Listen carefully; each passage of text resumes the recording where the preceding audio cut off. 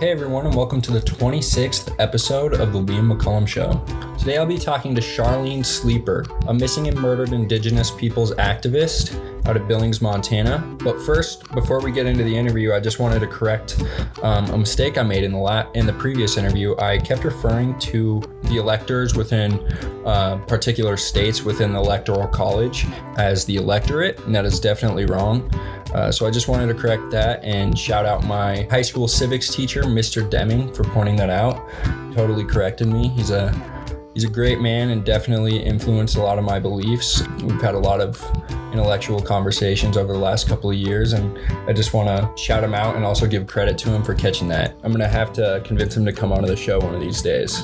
But I want to hop into this interview, and I hope you guys enjoy it. It's a conversation just about the MMIP movement, how the coronavirus has affected it, and what Charlene is doing to spread the message and organize the MMIP movement across the entire country as well as Montana, and start the conversation in Billings. So here she is.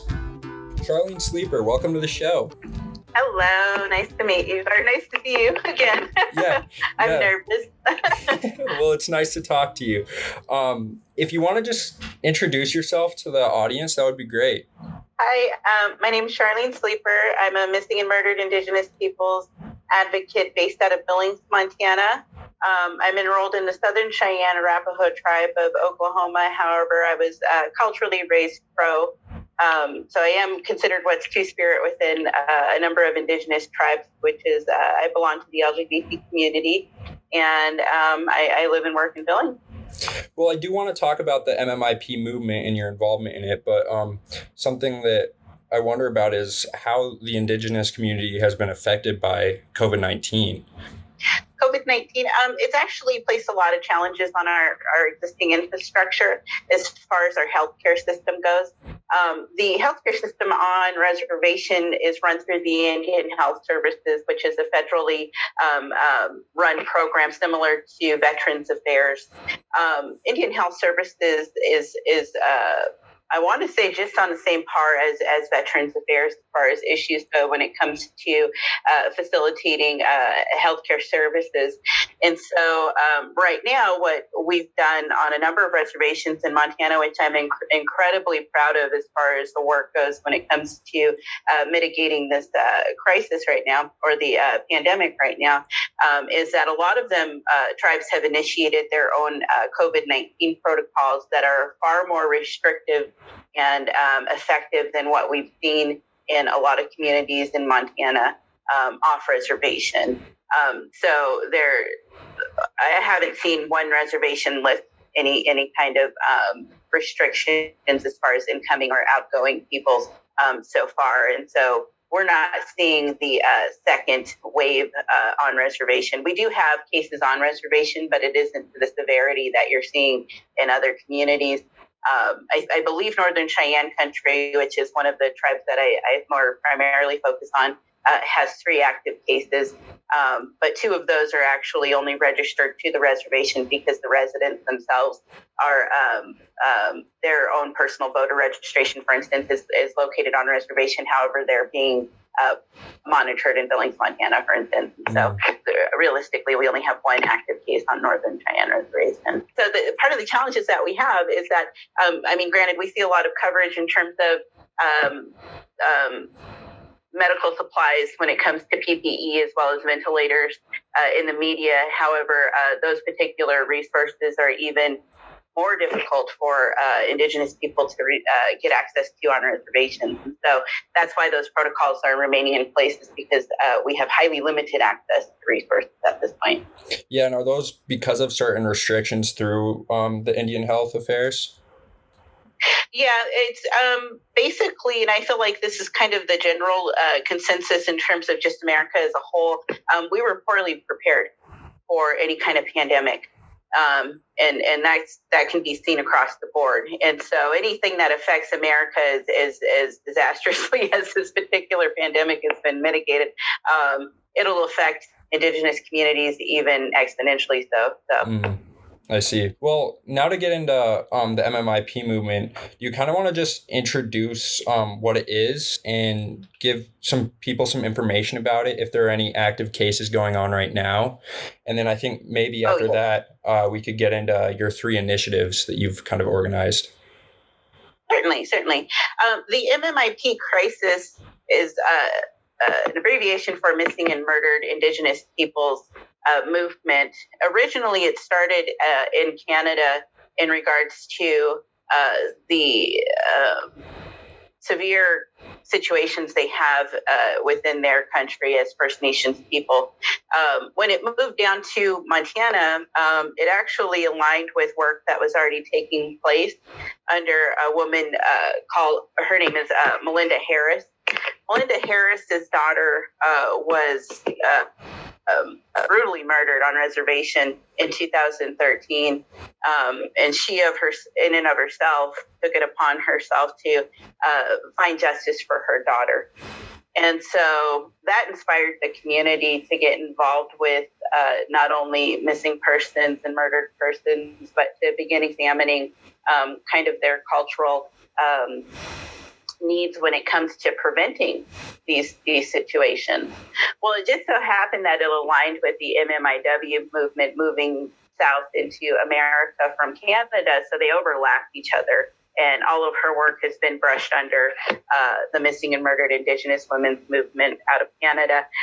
The reason why I changed my language personally to Missing and Murdered Indigenous Peoples is because having helped organize a number of grassroots protests and attending a number of grassroots protests, a lot of the feedback from the community members themselves were requesting that we included men as well as non-binary people. So it's out of respect for the community request that I changed my language to people. What it is essentially, from my understanding, is it's a big red, and that's our sacred color that we're using for our movement, the big red distress beacon for cultural loss within our communities. And that cultural loss came about due to the ethnic cleansing and genocide of Indigenous peoples, as well as the assimilation process that we're still trying to recover from through the boarding school era, as well as the adoption era issues that we faced, I want to say, in the early part of the 19th or 20th century. And we're still dealing with the intergenerational effects from that, in that even my own parents were subjected to the assimilation process on reservation, in that they were essentially brutalized in a school setting, and had their cultures beaten out of them to the degree that it perpetuated, and it's still perpetuating for a lot of people currently. So that's kind of the gist of what the MMIP crisis is. Mm-hmm. Now, are there any cases right now? There's still active cases that we have right now that are being investigated by law enforcement offices. The current one that we're dealing with as of right now, as far as the movement goes, isn't Montana-based. And this is something that we see as far as the Missing and Murdered Indigenous Peoples movement is we'll see a case come out of another Indigenous location, and we'll activate our social networks to elevate that particular awareness cause. So I'm going to actually speak to Private First Class Vanessa Guillen is the current focus of a lot of activists at this point. Right. Her particular case comes out of Fort Hood military base in Texas. She was actually found to have been brutally slain, and her body was concealed on base. They just now located her and recovered her. Right now, what the family is asking for, and this is how I function as an advocate, is I go directly to the family and figure out what they're requesting for as far as needs go when it comes to addressing whatever it is they're dealing with systemically in their communities. That's the best way to help any family that's dealing with any type of distressing situation, is just to see what they ask for. They're requesting that we as activists demand a congressional investigation into Fort Hood's operations. They're feeling that there's a need for facility reform, in that it needs to either be shut down or all of the people there investigated as to the cover-up of Vanessa Guillen's disappearance and murder. Because it does, from their perspective, feel as though it was a cover-up. Right. So that's currently what we're working on. The way that people can help within their current or within their communities is to speak to their senators and governors to push this issue at a federal level, because she was an active military person of color. So. Right. And that kind of goes towards your initiatives that you have. So I guess I don't know what would be best for you and how to explain them, but if maybe you could go talk about each initiative, maybe start with the Intertribal Community Engagement Project, and then we also have the Cross-Cultural Engagement Project, and then the Search and Rescue Res Ops Project. Okay. Let's see. Had it in a different order. Let me find it. Yeah, okay. whatever order works best for you. Oh, okay. Well, I'm going to start, since I was talking about federal stuff, I'm going to start at the MMIP Billings, working to train and equip Northern Cheyenne Search and Rescue and Arrow Creek Neighborhood Watch. Okay. Northern Cheyenne Search and Rescue, my notes are a little bit, sorry, is a volunteer-based, tribal-based search and rescue group that was formed by this phenomenal tribal leader by the name of Teresa Small. Absolutely just amazing woman. She also does the disaster and emergency services under Northern Cheyenne Tribe. So she wears a lot of hats down there. And just, she does this amazing work. She's the one that everybody's been calling anytime an Indigenous girl or a person has gone missing on reservation, all the way back to Hannah Harris. And so she's the one that formed the NC Search and Rescue as a response to the community demand for some type of resource be developed to meet the immediate need for locating missing children, essentially. The Arrow Creek Neighborhood Watch was created by a gentleman by the name of Kerry Lance. Now, Kerry Lance is a controversial figure in our circles. I absolutely love him. He's very opinionated, but extremely effective in what he's been able to do in terms of creating this neighborhood watch on reservation in Pryor, Montana.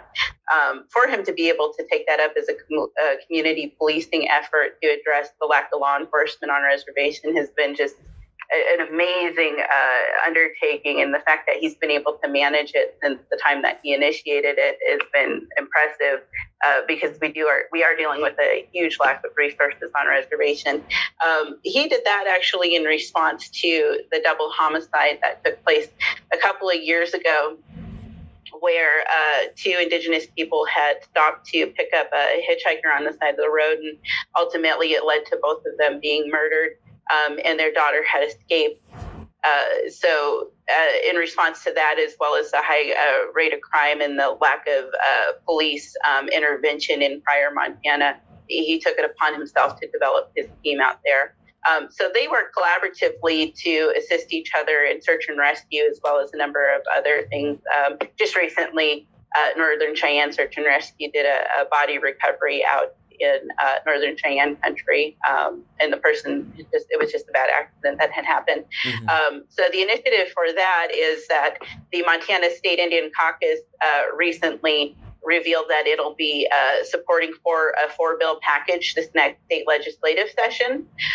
The 4-bill package, 2 of the bills extend the Missing Indigenous Persons Task Force. Now, part of the reason for that is because we did have to cancel a number of our task force meetings due to COVID-19. So that was one of the impacts on the work that we're trying to mitigate as far as extending the MIP task force. One of them is to create a Missing Indigenous Persons Case Review Commission to identify policy improvement areas. which is something that needs to happen amongst experienced people that are knowledgeable in the areas of law enforcement, and it has to be kind of kept at a confidential level. So we need to create a specific commission in order to address those policy improvement areas. The last bill is the one that I'm actually pretty excited for. It's one to support search and rescue community training.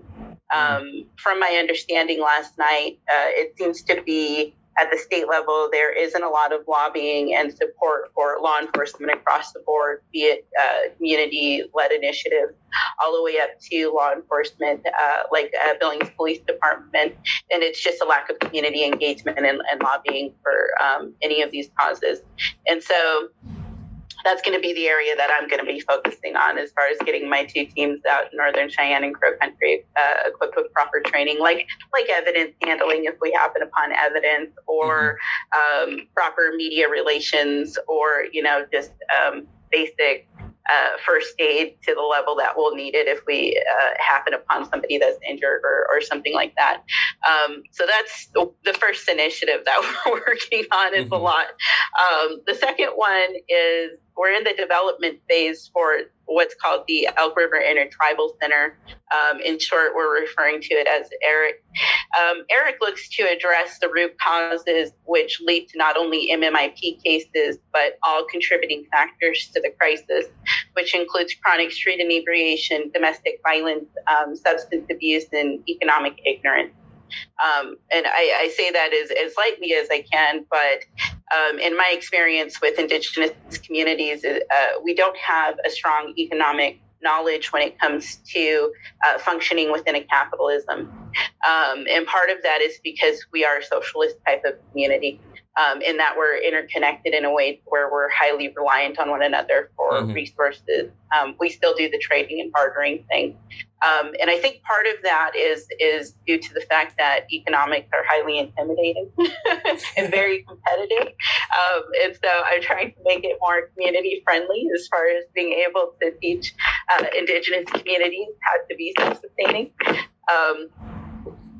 Just recently, MMIP Billings shifted focus after the Black Lives Matter protest to raising awareness about the methamphetamine crisis and the alcohol dependence we have within our communities. The biggest issue that the Billings Police Department is contending with are those two drug-related crimes. So anything that has to do with methamphetamines is an extremely volatile situation that you're getting into from onset. And so even just raising awareness for methamphetamine use is going to be challenged, just because of how pervasive it is, not only on reservation, but within Billings, Montana itself. And so trying to even just figure out how to begin this dialogue in a healthy fashion is definitely a challenge we're examining right now. And we want to make sure that we do it in the most responsible fashion, because that's specifically what the Billings Police Department is needing, is for communities to address methamphetamine issues as well as alcohol-related crimes. And from what I'm understanding, as far as methamphetamine goes, when it comes to Indigenous communities, is methamphetamine dealers and manufacturers, it's one of the few economic options that they have on reservation to make money. And I think that's the case that we're finding in more urban settings as well, as it's a very lucrative business.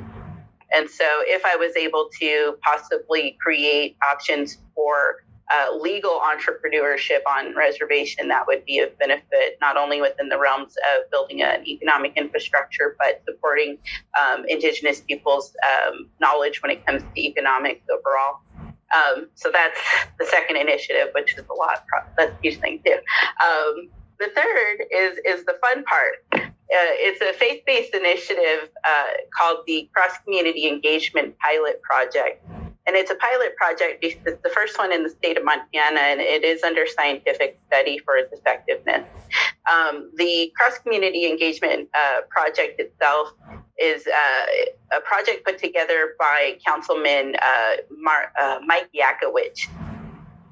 And what he did was went through and he selected Indigenous leaders, and there's a group of Indigenous leaders working out their communication issues with each other. And there's a group of non-Indigenous leaders, which can include Black people and everybody else along the board, working out their communication issues. And I believe it's this next month we're going to be coming together to work out our communication issues across the board and begin building community leader rapport as far as not only trust, but networking. Mm-hmm. So that's what we're doing there.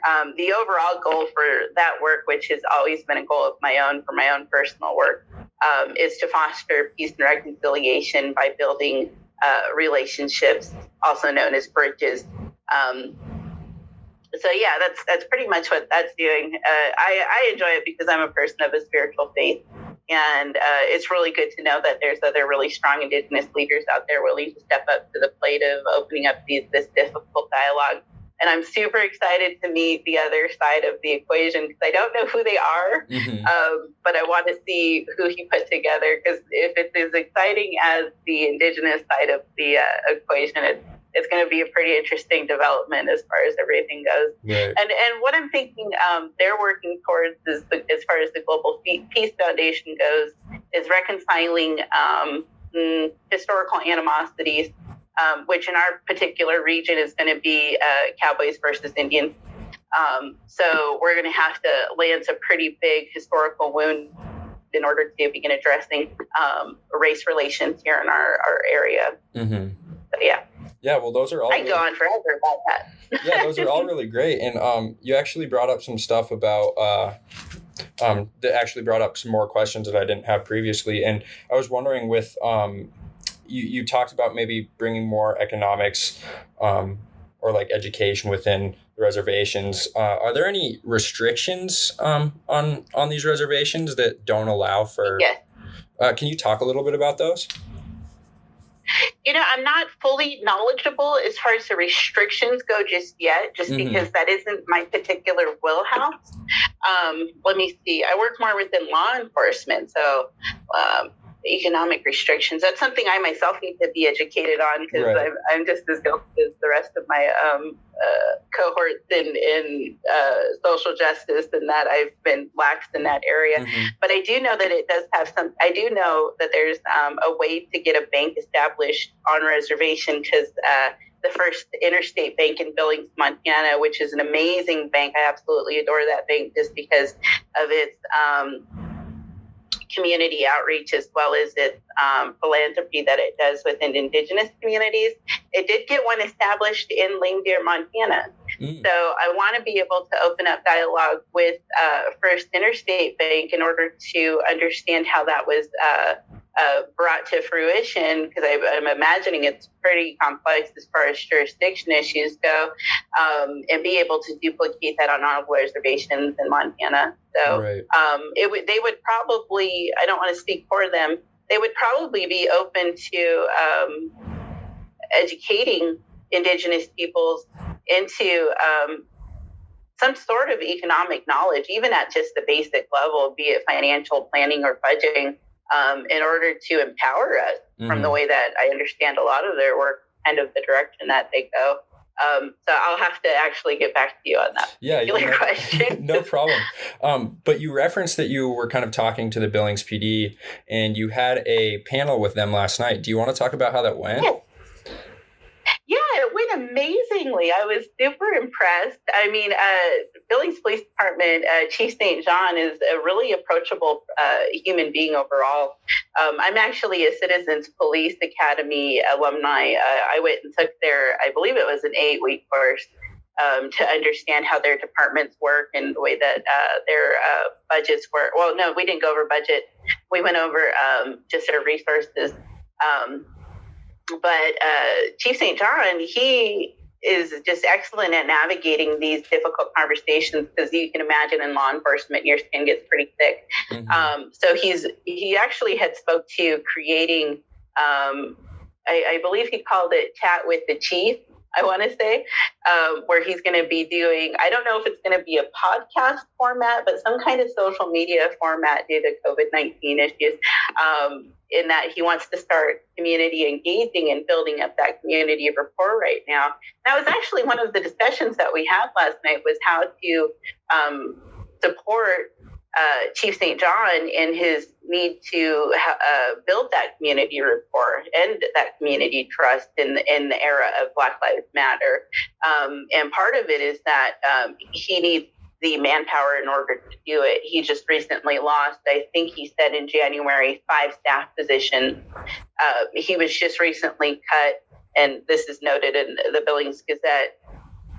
His budget was just recently cut. And so they're completely reliant on a safety mill levy that they're hoping is going to pass in September or November, I can't remember which month, to make up for those budget cuts.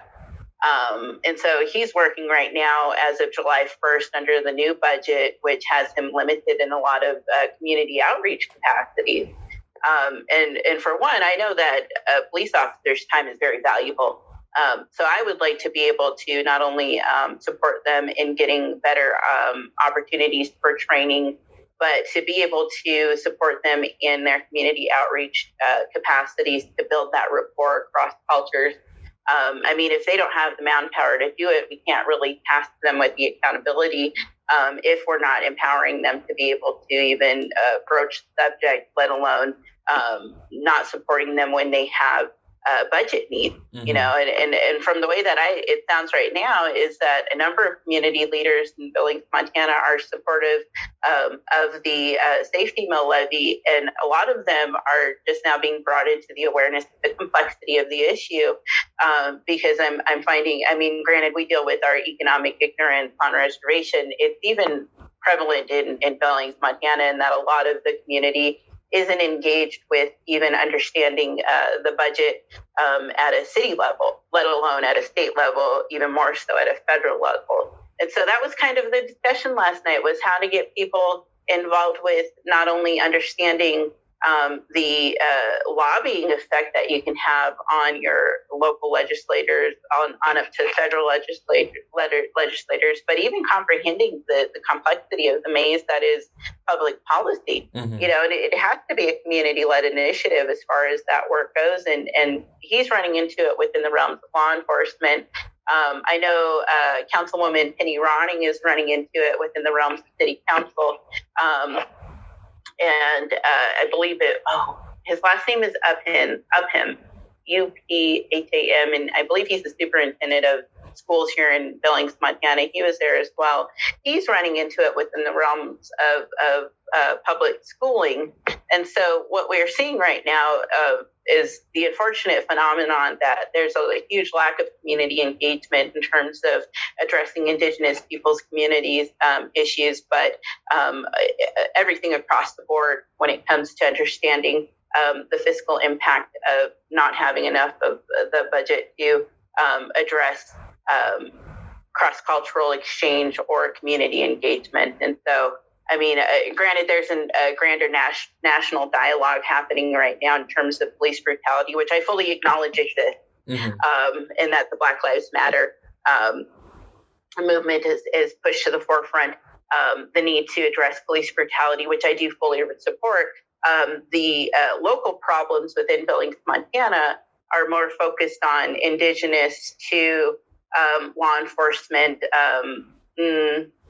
communication as well as support. So we have a different narrative within the missing and murdered Indigenous peoples movement.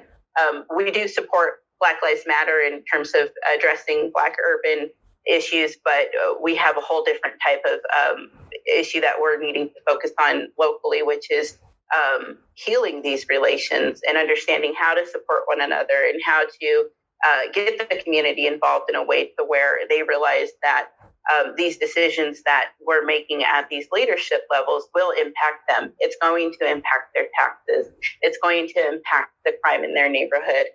It's going to impact them personally when they have to call a police officer to deal with a crime that's happened to them. And so the more people we can encourage getting involved at these tables, and all of these leaders that we had put together last night are more than open to engaging in this dialogue, the better. But I'm at a loss as far as how to get the community engaged to even talk about the Billings Police Department budget, let alone the missing and murdered Indigenous people bill package. that we need to have passed this next legislative session. And for the record, missing and murdered Indigenous peoples is, especially in Billings, is nonpartisan. I will work with whoever I need to work with, be it if you're a pro, Trump supporter, if you're a libertarian, if you're, super far snowflake left. Just kidding. I love you guys. I love my progressive Democrats. I don't care. I will work with everybody at the table as long as we can get the real issues addressed, which in my realm of existence is bringing missing Indigenous children home. Right. And you and I had kind of talked about this cancel culture in prior conversations. And we had talked about how no one really actually focuses on the solutions, and it's all about, words and stuff like this. And I saw that you got in a debate about all lives matter and that phrase in the Indigenous community. Do you kind of want to give your opinion about that? Yeah, I've had this conversation even with a libertarian, and I love him.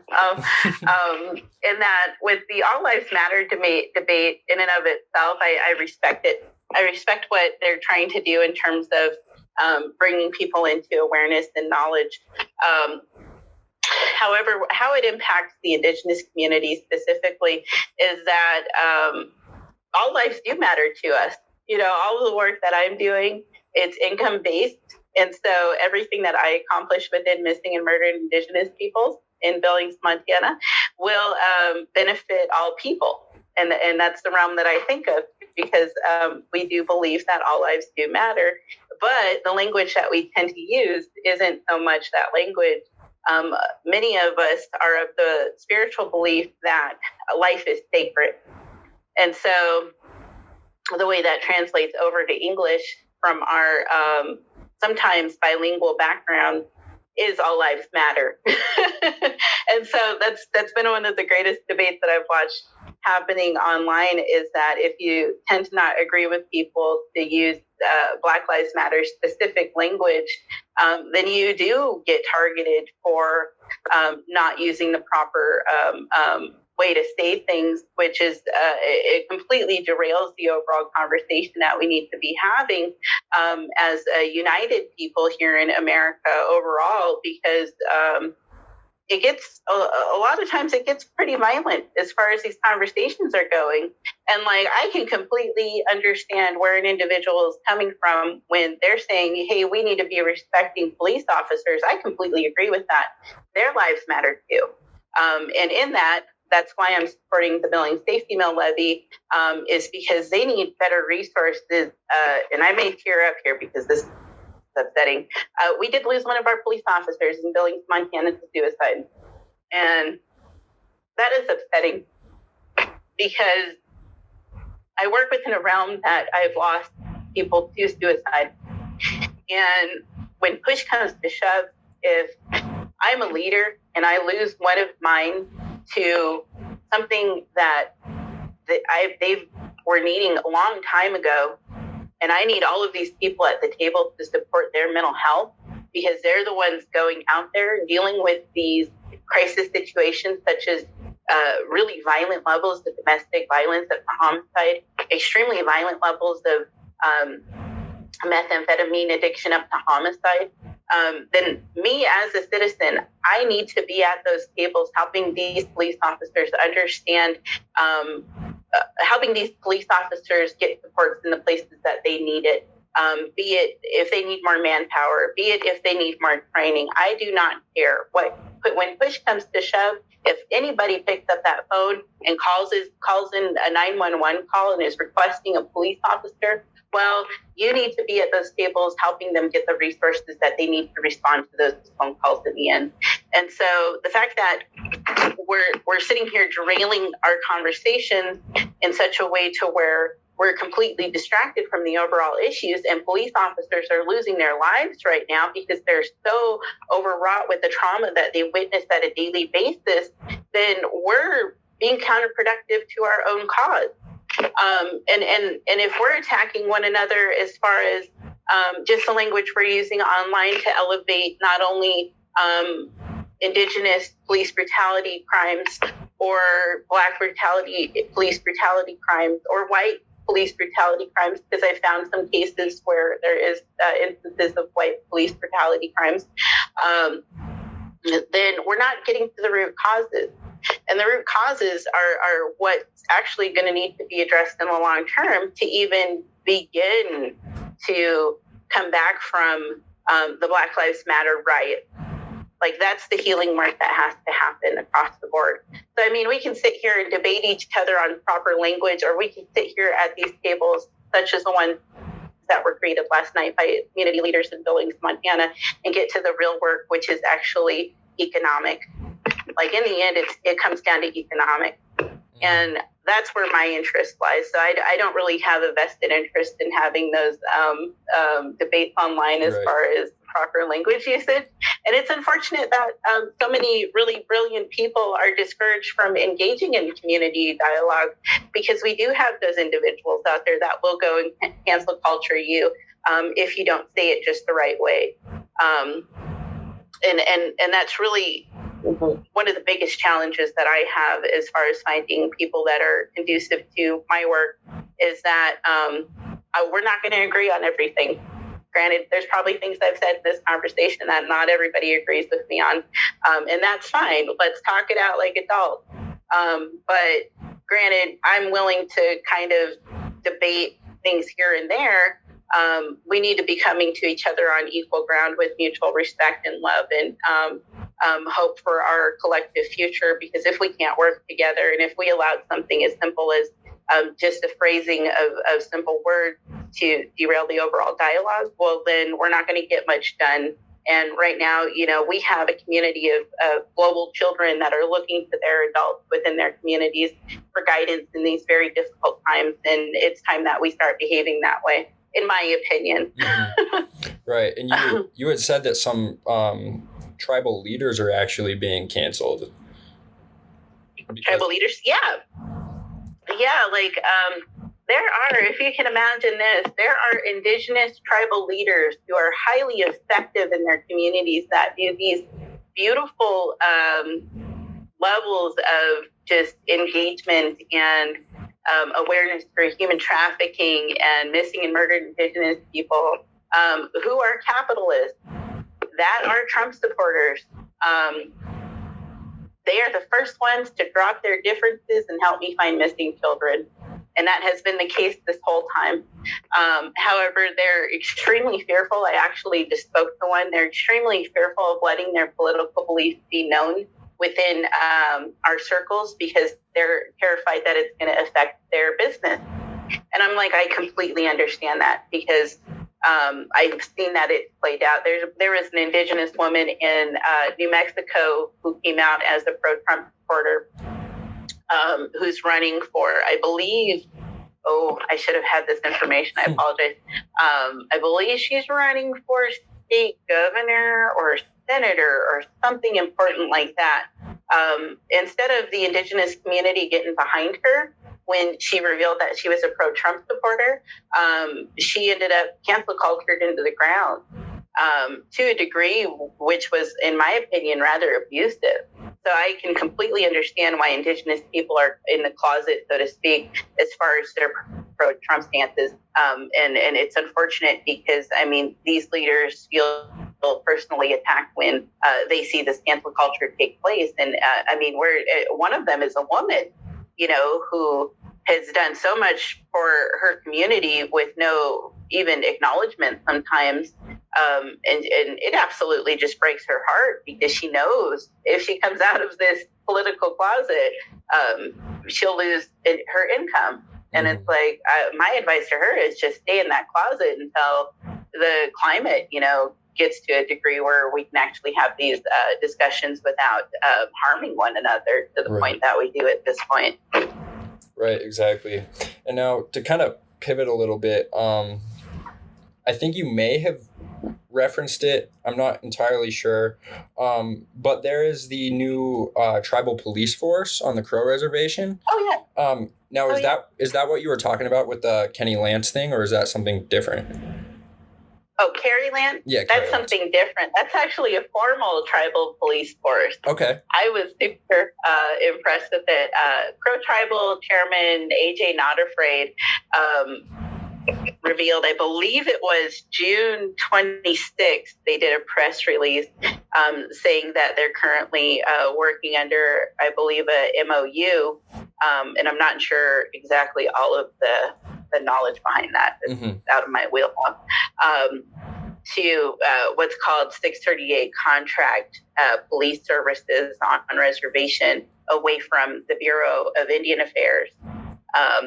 So basically, they created their own tribal police force. And they have their own cruisers and everything. It's pretty impressive. I haven't seen the full scope of the operations yet.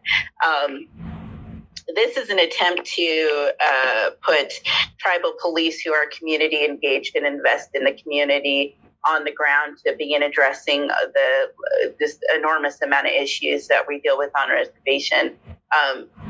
From my understanding, the way the community feels down there is that the Bureau of Indian Affairs, which is under the Department of Interior, which is the federal level of tribe policing, that's put into effect on reservations when there is no option for tribal police. They're not impressed with the Crow BIA's response to missing and murdered Indigenous people, or a lot of the other crimes that happen down there. A lot of times, and this is kind of the sentiment I've gathered from community conversations, is that those police officers are put into those positions just to get the training. And then once they get the training out of the way, they move off. And so once they move off of reservation, well, we've lost that community engagement level, if it was there even minimally, and then we're retraining a new officer. So part of the Crow Tribal initiative, as far as creating its own police department, is to maintain our own police department on reservation who is long-term invested in the community. And that was something that the Billings Police Department Chief St. John had brought up, was the need to have that investment in community, and that Billings Police Department is effective in creating that investment, and they would like the opportunity to do more of it. They just need the resources to create those community bridges, and that's where my support lies, is getting them those resources, as well as on tribal reservations as well, that have taken up the huge endeavor of creating their own tribal police forces, just because I believe that's where the solutions to a lot of issues come when it comes to investigating missing persons and murdered persons. Police, in the end, are only going to be responding to the crimes once they're committed. So it has to be a community-led initiative to address police brutality overall, or any kind of lack thereof. Just because, and this is where I work from when it comes to missing and murdered Indigenous people's Billings, is we need to be putting more into preventative services. Right. Yeah, because the police, in the end, they're just responding to the call once the crime has happened. I mean, how did that crime even come to be is the question. And that's where I want to actually focus a lot of my work, is because a lot of times these crimes are the reason why they exist is because just we as a people don't cope very well with conflict. And we don't cope very well with grief. And this is, I'm speaking for every type of person I meet, not just Indigenous people. So I would like to be able to create better mental health services in dealing with at least those two issues when it comes to prevention areas. And I'm kind of getting off topic a little bit, but yeah, that's where I was going with that. Yeah, no, that's really great, because I had an interview, I don't know if you've heard of him, with Commander Dale Brown out of Detroit. And he started a security service in Detroit when they kind of defunded the police when the city went bankrupt. And he said something very similar, and he said, law enforcement, they're there to enforce laws. They don't, they aren't necessarily protecting. And it was kind of like a culture shock when he showed up to Detroit. And his service is actually to prevent, something he said is I'm not concerned with who raped, who killed, and who pillaged. I want to stop that from even happening. And I found that very interesting. And I'll definitely link that to the bottom of this episode if people want to listen. Yeah, so just to move on, for my own sake, I know that you met with some libertarians at their libertarian convention in town. Oh yeah, that was fun. Yeah, and do you want to talk about kind of what you brought up there? And what I find interesting is all of this, and part of the reason I'm so interested in what you have going on is what libertarians see is that, there's all of these federal oversights like the Indian Health Affairs and all these things, and they're kind of invasive, yet they don't offer a lot of help because they're not close to home, right? Yeah. Right. And what we notice is people like you who are close to the issue are more able to come up with these initiatives and these solutions. And I just commend you for all of that. And it's super impressive. Thank you. So Libertarian Conference, and I don't know if Sid Dowd listens to this or what his current status is right now. But if you do, hi Sid. That was actually a really fun little community engagement 101 project, not only for myself, but for them as well. I was approached by Sid to work as a fill-in for somebody that had to cancel due to an issue in the family. And so I really quick put together a Missing and Murdered Indigenous Peoples 101 presentation to kind of run it as a little bit of a test on this little bit of guinea pig libertarians that I had access to. So I was totally having fun with this thing, and I really appreciated the fact that Sid had directly approached me and requested this specific type of information, and then he almost immediately offered to help, and that's something that's extremely rare. As far as Billings, Montana goes, I was kind of blown away by just how approachable he was in terms of opening up the dialogue, because it is extremely difficult and complex dialogue to have.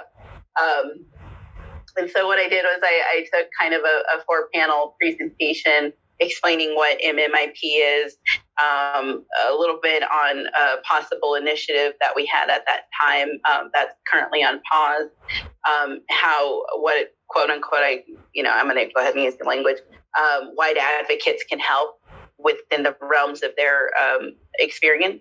And then, I can't remember what the other one was. But those were the 3 main areas that I needed to focus on anyways. Mm-hmm. And so I just kind of ran it all by them and to see not only how they would respond to it, but if it was easily digestible in the ways that I had to present it. Because, granted, you can see the distress beacon with our awareness, protests and whatnot. It's so complex and very heavy knowledge to gain that sometimes it's overwhelming. And Sid's idea was that we would be able to hopefully cross community exchange between himself and I, what libertarianism is, and how libertarians are willing to help, which was within the search and rescue resource option, and that they would be able to do some volunteer or even maybe just knowledge sharing kind of thing with my teams, which I'm going to be taking him up on very shortly. And so part of what that conversation was too was kind of to figure out how to discuss white advocacy and how to encourage white advocates to get engaged with Indigenous communities, because that is something that needs to be happening pretty regularly. But yeah, it was totally fun, and I really appreciated it because, at that convention, I think that was the first time I felt so welcomed by a group of people that were very curious, and I want to say there was a lot of kindness and a lot of compassion for the work at hand. Granted, there's a lot of confusion still because we haven't been able to put together a full kind of resource for people to explore in terms of statistics and all of that stuff.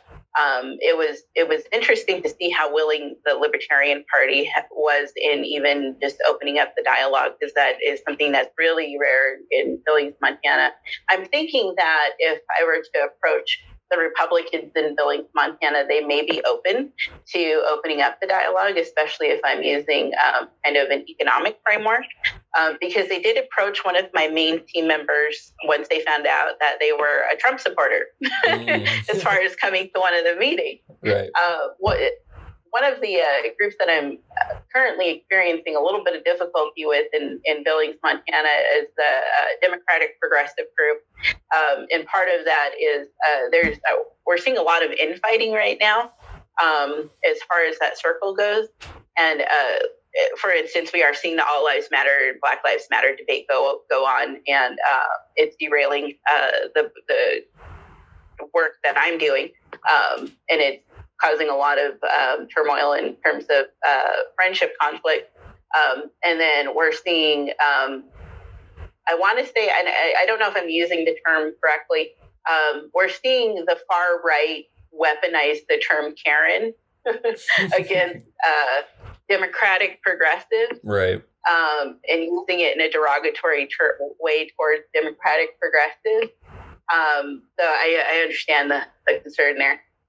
But that's, in the end, you have to have thick skin when you deal within the realms of law enforcement that I do. Because, I mean, we recover missing peoples, and sometimes you're not finding a live person. Right. So I don't have time for that dialogue right now. But the Libertarians seem to be able to manage the difficult dialogue in terms of understanding law enforcement as well as economic policy. And then helping with, and the really impressive thing with the Libertarians is they're actually on their own volition supporting tribal sovereignty, because they're a party that understands sovereignty. And from my understanding, I haven't been through, Sid had joked that he was going to create a Libertarian 101 class, so I can go through his class.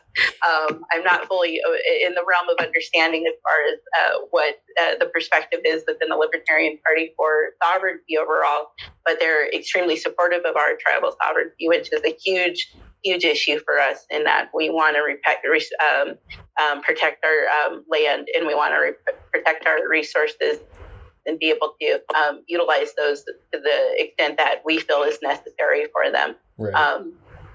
Yeah, that's really great. Because I was actually going to bring that up, how you, in one of our previous conversations, you said that tribal leaders have that same sense of sovereignty that libertarians do. And I find that really interesting too, because I think, one of the main tenets of libertarianism is that, individuals have a sovereignty. And I mean, people within communities, like, if they freely associate, that is definitely something that they support. So I'm glad that they really reached out to you. I think that is a really good relationship that everyone could benefit from. Yeah, and like I told them that, I was like, congratulations, you're the first formal party to engage missing and murdered Indigenous people Billings. So I will always champion you guys for opening up this dialogue, and be very thankful for the level of just humanity they had for me, because I do run into a lot of discrimination and racism in Billings, and I do run into a lot of egos within the GOP and the Democratic side of things. So I am really grateful not only for them, but for you inviting me onto this podcast and asking really difficult questions and communicating it out using your platform, because the more people we have listening and willing to assist us with addressing the missing and murdered Indigenous peoples crisis overall, the better. And I'm so terribly thankful that I caught your attention, because I feel like this, not only for myself, was beneficial in me learning how to engage a bigger platform, but I feel like me and you can keep these conversations going and continue educating people as far as just the complexity of the overall issue. Right, absolutely. And I'm very thankful for this relationship. Thank you for coming on. I'm excited. But yeah, I think we're done here. And I mean, if there's anything else that you want to tell people, and if you want to share where they can find you, certain social media, or if you have a website or something like that, please do, and then we can let you go. As of right now, I don't want to officially roll anything out without the prior approvals in place. Mm-hmm. But I am on Facebook, so I am open to always having more libertarians in my life, because I love the way that you guys think. And we can start there as far as building more relationships with the party when it comes to missing and murdered Indigenous peoples Billings. And then once I have the marketing and promotional materials available that we're currently working on, I'll be happy to bring those to the next conversation we have. Okay, sounds great. Thank you. Yeah, thank you so much. And I'll talk to you later. Bye. It's the weekend. sand, it's the get-go, it's the get-go, get-go. Still not as green as a bank account screen on. Not really, though. You were probably jealous of me when I don't have a lot of money, but I've got a full bread. Well, I hope you guys enjoyed that episode. I'm definitely going to have Charlene on again in the future. She's a great guest. And I also wanted to shout out my friend Daniel for providing the photography for the podcast art that I did this episode. You should be able to see it on every platform except Apple Podcasts, I believe. It's a picture of a candle being held at a vigil. I believe it was a woman who got murdered last year. She was found. And Daniel and I worked together at the Montana Cayman in Missoula. He's a great photographer, so I'll link to all of his work, and you should be able to find that under every podcast episode, the show notes page, if you just click on the details. I also used some pictures of Charlene taken by Paige with the Billings Gazette, so I'll also link to those. I'll have 3 different covers for my podcast, and you'll see all 3 in the YouTube video. You can find the Liam McCullum Show on Apple, Spotify, YouTube, SoundCloud, and Stitcher. Please give me a like, subscribe, share, whatever you can to support me, and please come back next time. Thank you.